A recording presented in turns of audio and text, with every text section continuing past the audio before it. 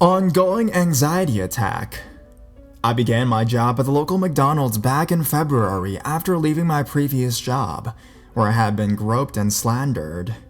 I had known people who previously worked at this place and was assured that nothing of the sort would happen to me, so I applied and got the job within the week. At my previous job, I wasn't really face to face with any of the customers. They basically kept me as the drive-through order taker, and while I was complimented on my voice and pleasant demeanor, in part due to our great speaker system, I wasn't really called pretty or anything like that.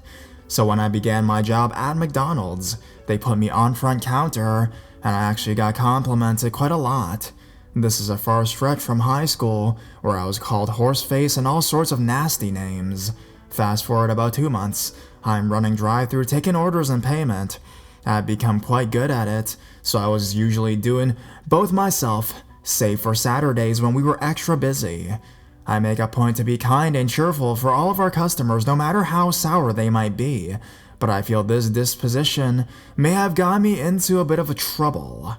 This guy, and sometimes a friend or two, would come through the drive-thru once or twice a day. I believe he works construction in the area, given he has rough, bandaged hands and often a terrible sunburn. At first, I didn't think much of his small talk. He'd say things like, "Hi Brittany, how are you?" in this weird monotone voice, almost like he was mocking me though. It's hard to explain. While saying this, he would stare directly through me, and the look in his eyes is always just malicious. It makes me sick to my stomach. The best way to describe it, I suppose, would be that his eyes look like he should be screaming, but he's not. On a particular busy day, we had 2 people in the back booth to take orders and the payment. I was taking orders, so I was farthest from the window, and between me and the window was kind of my work mother figure, Yolanda. Cute creeper, pulling up to the window, and I try my best to look busy, avoiding eye contact the best I can. Now the back booth is very small, so I turn around to wash trays and give myself space while I didn't have an order. This guy takes off his sunglasses and is practically pushing himself against the windshield to get a look around Yolanda at me. I move back to the computer and he follows to look at me. Yolanda says something to him in Spanish. He sits his ass down and pulls around for his food. I didn't see him for a few days. He comes back the following weekend, and Yolanda and I are in the back again. I'm still taking orders. She's still taking money. There's a window facing the drive-thru menu, and we can see who pulls up from where we're standing, and of course, I see his truck and plaster my eyes to the order screen, hoping he does not notice me. I take an order and refuse to take my eyes from the screen. He's with a friend this time, and from the window, I hear, "Brittany, Brittany, Brittany," over and over again. At this point, my blood pressure is through the roof, and I'm resisting the urge to cry while taking this order, and still not taking my eyes off of the screen. I can feel his eyes literally boring into the side of my head, and Yolanda finally snaps. Again, she said something in Spanish. He replied, but still continued with his chant. I look over and his friend has an even more sinister look than Creeper did. Yolanda said something much more forceful. He stops and pulls around. I take off my headset and tell my manager I need to leave for the day. She talks me out of it eventually, but puts me on front counter as to avoid him if he were to come back again. Fast forward another month. He made himself scarce after the incident, but his friend hadn't. His friend would constantly come through and ask about me, and my manager would tell him, in not so few words, to fuck off. I was pretty much in hiding on front counter and was terribly leery to go back to the drive-thru, but since he hadn't shown any signs of coming back, I wasn't opposed to it. But of course he came back. He wouldn't even say anything to me. He would just stare with those creepy fucking eyes. I left for vacation for 2 weeks and they took notice. My first day back, I was bagging food for the breakfast rush up front, and I look out the window to see that it's his and his friend's food I'm bagging. Resisting the urge to drop everything, I sort of hide behind the fry machine and drop their hash browns in the bag, handing it to my coworker Shelly. She gives me a look like she had something to say. They pull away and she pulls me aside.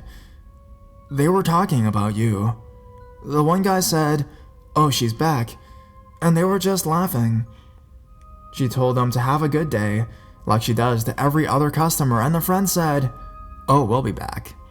My shift apparently ended before they came back, if they came back at all. I haven't talked to my parents about this in excess. They tell me to shrug it off, and that's all pretty girls go through this, which is a complete load of bullshit, even if it is true. Nobody should have to fear going to work or walking through town because of some customer. This probably sounds so dumb, but if it's going to escalate again, I am genuinely scared. My anxiety can't handle this bullshit, and I just really need advice here. I would appreciate any help at all.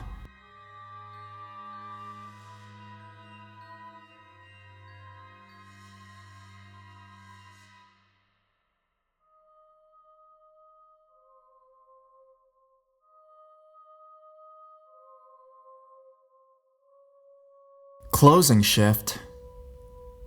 As I've talked about in a few other posts, if anyone ever digs into my post history, I worked in fast food during high school, and when I started college, I was a fairly small 18-year-old girl at the time, and I was scheduled to close a restaurant that night at midnight.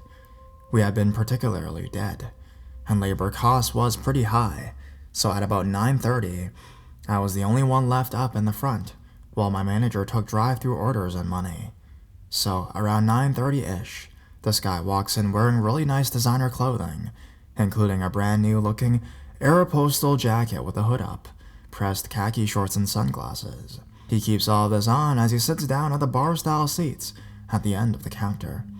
This raises immediate red flags for me, because being dark outside, I feel like the guy is keeping his sunglasses on and hood up to obstruct my view and the camera's view of his face. I hesitantly stand there, unsure of what to do. I pretend to be busy and wait for him to say something. Sure enough, in a few minutes, he's behind me at the counter. "Excuse me, ma'am, but what could you give to me?" "I'm sorry?" "You know, when the food expires, I know it's not really bad. Could you get me something?"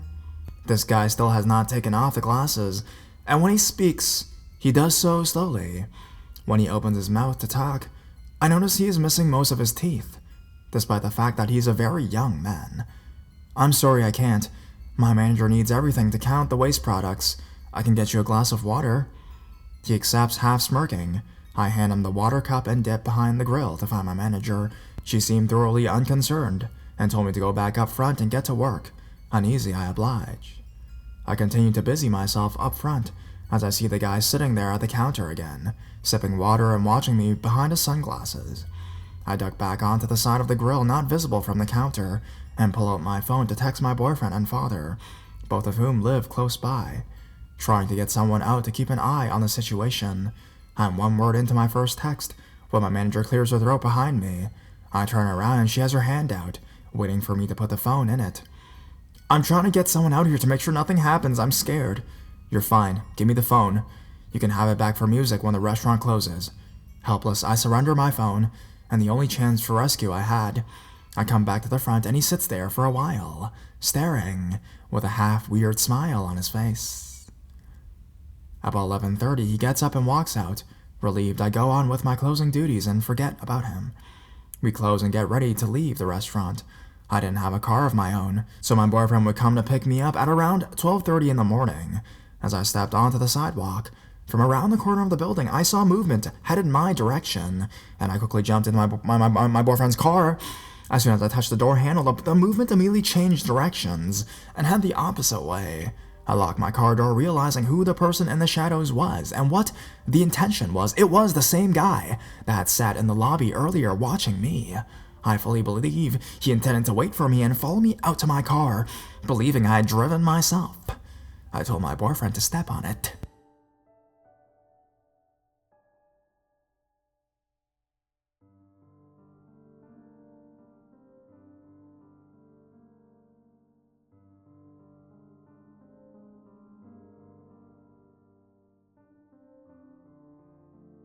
Anonymous Digital Stalker.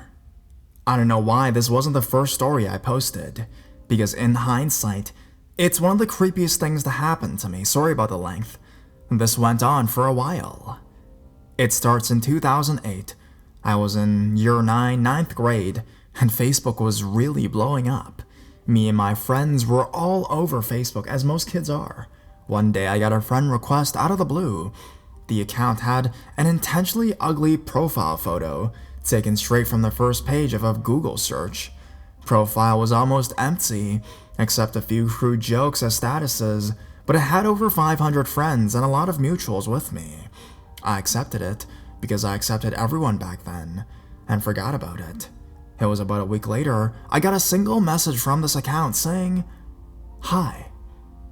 I imagine I replied something like, "Hello," but didn't get a reply. Again, I forgot about it, until I got another message. This time it said, "How was bowling?"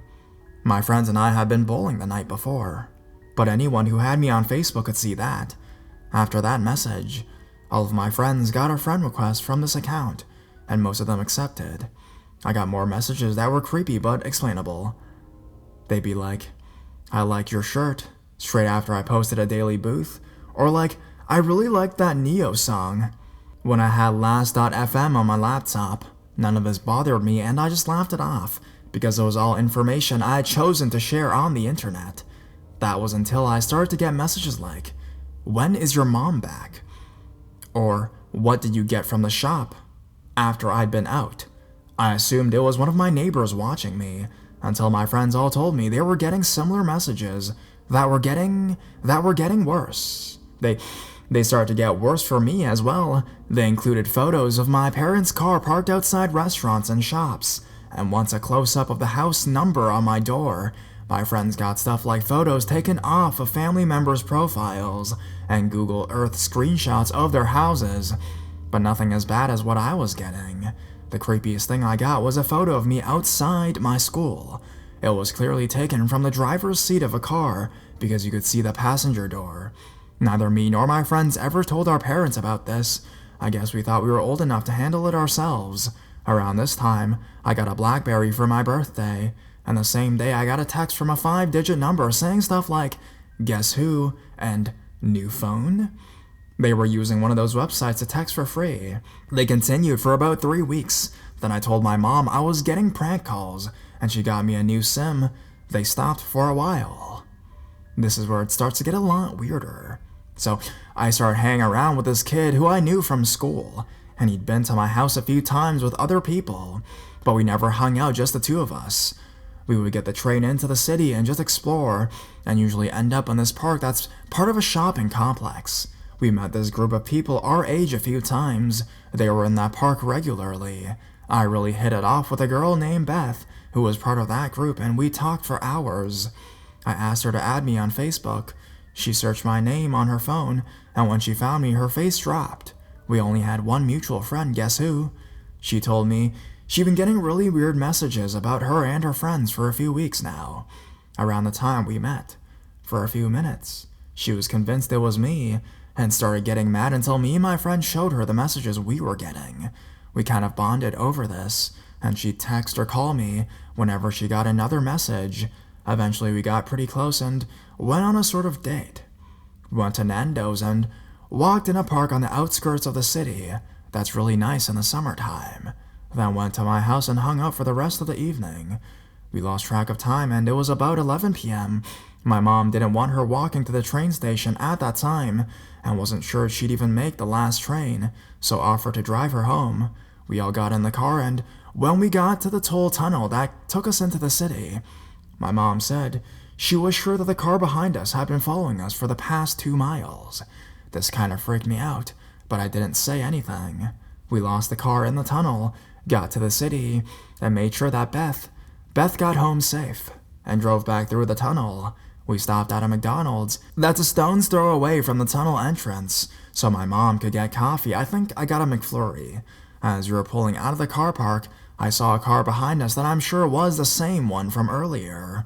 My mom did not notice, but it definitely followed us from McDonald's all the way to our neighborhood, then turned up a different street right before the turn onto our street. Again, I didn't say anything. It had been a long day and I went straight to sleep. The next day I woke up to about 15 messages saying some really fucked up shit. They were really malevolent, but they weren't threats. "Hope you have a good time, dickhead. You shouldn't be doing what you're doing. Did you fuck her?" Bear in mind, I'm like 14 to 15 years old at this time. I didn't reply to any of them, and I didn't tell Beth, because I really liked her, and I didn't want her to be scared away by it. She didn't say if she got any messages that day, but she did say about a week after that they had gotten a bit weirder, like detailing her dad's job. Eventually, this person got my new phone number and started texting me daily. They detail where I was, who I was with, what I was doing. I made sure there was absolutely no way that this information was being shared on social media at all. My phone's GPS was always off. I rarely, if ever, uploaded photos of what I was doing to Facebook. If I did, then I'd wait a few hours to upload it. By this time, most of my friends had stopped getting the messages at all. It was just me, Beth, and my best friend Kyle that I knew of. Me and Beth dated for a few months, and when it was made Facebook official, I got a lot more texts. Most of them were blank, but they were all sent from 5-digit service numbers. I started getting letters addressed to me that would just be a blank piece of paper or just scribbles. I didn't know how I managed to keep my mom from noticing these things. Beth and I broke up but remained really good friends. It had been just under a year since the first message, and everything, the texts, the calls, the letters, they all stopped abruptly. Beth and Kyle didn't get anything either. The Facebook account was deactivated about a month later. To this day, I can't figure out who it might have been. I've eliminated all of my close friends. I feel pretty stupid for not telling anyone about it. Beth's family moved to a different city when we were about 17 years old. But I saw her on New Year's Eve, and she told me that last year, she and her roommate had some guy stalking them, calling them in the middle of the night and banging on their door. She said that they called the police and the guy was arrested the second time he came to their house, but she didn't know anything about him. She just said things he would say on the phone. Reminded her a lot of what our stalker would used to say to her. I don't know. So, cyber stalker, let's not meet.